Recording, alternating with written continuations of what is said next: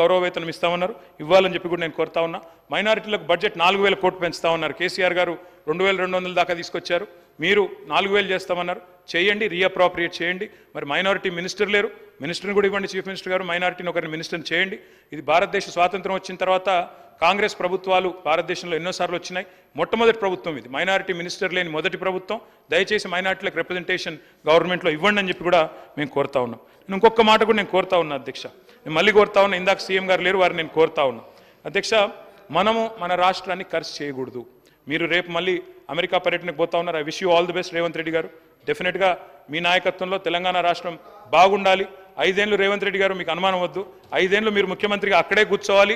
ఇచ్చిన అన్ని హామీలు నెరవేర్చాలని చెప్పి కూడా నేను కోరుతా ఉన్నాను. మీరు ఇచ్చిన హామీలు నెరవేర్చండి అని కోరుతున్నాను తప్ప వేరే అనట్లేదు. తప్పకుండా మీకు నేను I wish you all the best in America tour also. తప్పకుండా ఆ విషయంలో కూడా మీకు సహకరిస్తాం. కానీ రాష్ట్రాన్ని ఖర్చు చేయడం మంచిది కాదు. రాష్ట్రం దివాలా తీసిందని, రాష్ట్రం బాగాలేదని ఇందాక మీరు రాకముందు చాలా చెప్పాను నేను. తప్పకుండా మీరు దయచేసి మరింత ఎఫర్ట్ పెంచాలని చెప్పి కూడా మరి చేయాలని చెప్పి కూడా నేను కోరుతా ఉన్నాను. అధ్యక్ష, రాష్ట్ర సంపద సృష్టించాలి అంటే ప్రగతిశీల పాలసీస్ ఉండాలి. ఇప్పటిదాకా కొత్త పాలసీస్ రాలేదు. I'm sure the government is working. I'm not at all disputing that they are not working, they are working hard. కొత్తగా గవర్నమెంట్లోకి వచ్చారు, చిన్న వయసులో వారికి అవకాశం వచ్చింది. తప్పకుండా ముఖ్యమంత్రి గారు కానీ మంత్రులు కానీ కష్టపడుతున్నారు. మంచి పాలసీలు తెండి, we welcome it. Skill university అన్నారు, వీల్ వెల్కమ్ ఇట్. అదే మాదిరిగా ప్రోగ్రెసివ్ పాలసీస్ తెండి, ప్రగతిశీల పాలసీస్ తెండి. కానీ తిరోగమన నిర్ణయాలు కరెక్ట్ కాదు.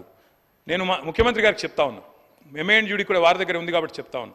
ఒరిజినల్గా మేము డిజైన్ చేసింది ఏంటి సార్ అంటే, ఎయిర్పోర్ట్కి 3 రకాల కనెక్టివిటీ ఉండాలి మెట్రో అని డిజైన్ చేశాం.